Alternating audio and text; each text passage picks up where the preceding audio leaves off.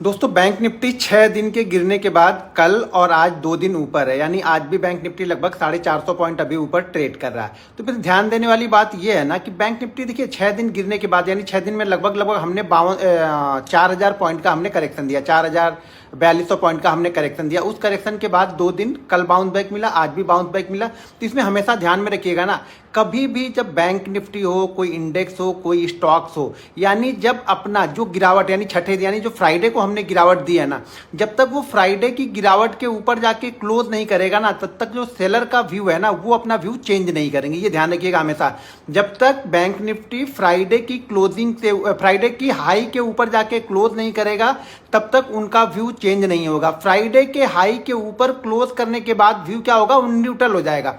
ना तो वहां पे ज्यादा बायर इंटरेस्ट लेंगे, ना वहां पे सेलर इंटरेस्ट लेंगे। बायर इंटरेस्ट फिर कहां पे लेंगे, जब वो वापस बैंक निफ्टी क्या करेगा 52,444 के ऊपर, यानी ये एक रेजिस्टेंस लेवल है 52,444। जब तक ये इसके ऊपर क्लोज नहीं होगा तब तक वो बायर के कंट्रोल में नहीं आएगा। ये ध्यान रखिए कि अगर हम फ्राइडे के हाई से नीचे ट्रेड कर रहे हैं तो मार्केट अभी भी सेलर के कंट्रोल में ही रहेगा। तब तक सेलर के कंट्रोल में रहेगा जब तक हम फ्राइडे के हाई के नीचे ट्रेड कर रहे हैं। फ्राइडे के हाई के ऊपर क्लोज करने के बाद ये मार्केट क्या होगा, बैंक निफ्टी ये न्यूट्रल जोन में चला जाएगा। न्यूट्रल जोन में कहां तक रहेगा, ये फ्राइडे की जो हाई है उसके ऊपर और ऊपर 52,444 के ऊपर जब तक क्लोज नहीं करेगा तब तक ये न्यूट्रल जोन में रहेगा।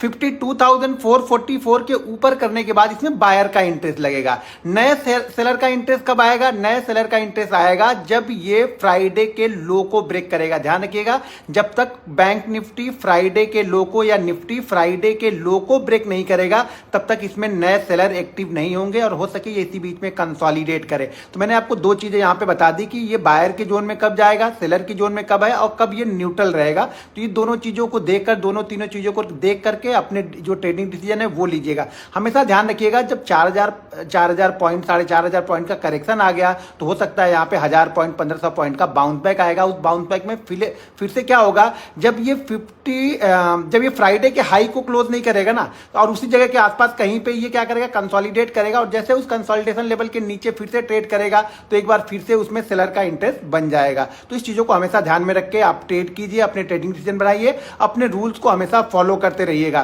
और वीडियो इंस्टाग्राम पे अच्छी लगती है तो इसको शेयर भी करते जाइएगा।